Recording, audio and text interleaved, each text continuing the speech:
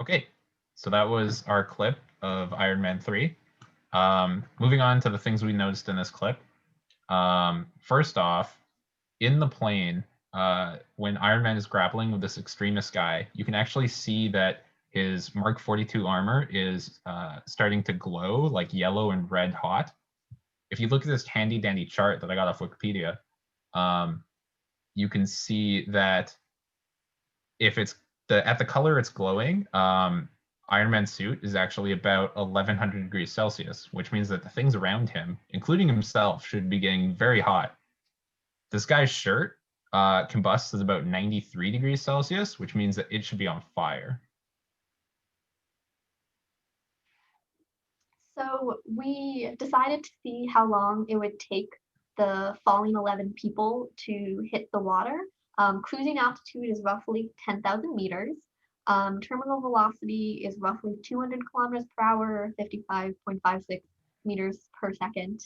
And we neglected the time it takes to reach terminal velocity because they were sucked out of the side of the plane and they probably reached it very quickly. And so it takes about 180 seconds to hit the ground, 3 minutes, which is the length of the clip. Thus, we're basing that this entire clip is in real time. The first thing that goes wrong once they're out of the plane is when Iron Man tries to zap their hands to get them to hold on to each other. That is something that happens. In the AC3 zone is when an electrical current going through your muscles causes them to spasm, but it's reversible effects. So the fact that Iron Man zaps Heather's hand for about 0.88 seconds means that he's operating in the 20 to 50 milliamp zone to get it to clamp on to the other guy.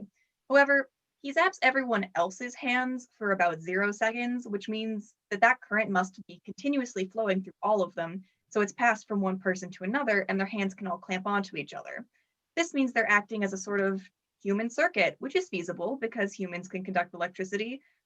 However, as you can see in my diagram here, a human circuit needs to be a circle, which this is very much not.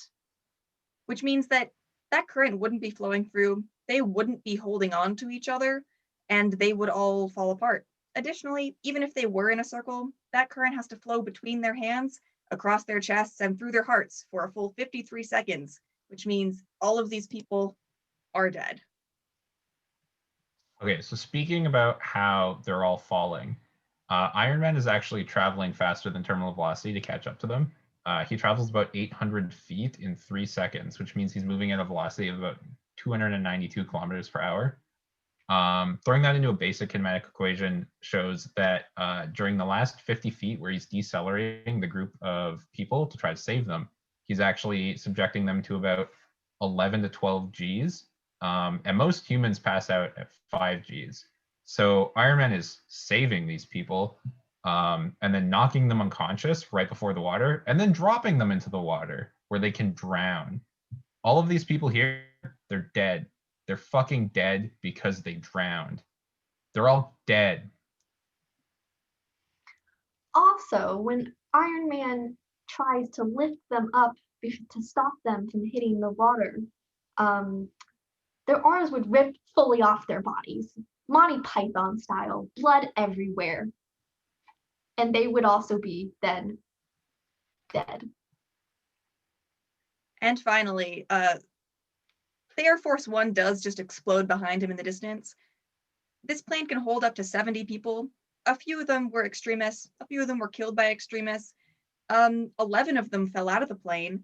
But that leaves, let's say 30, 40 people that were just still on the plane when it blew up and fell out of the sky. So rip if you were in the bathroom and didn't get sucked out of the plane so Iron Man could save you. Because you're dead. Thank you for your time.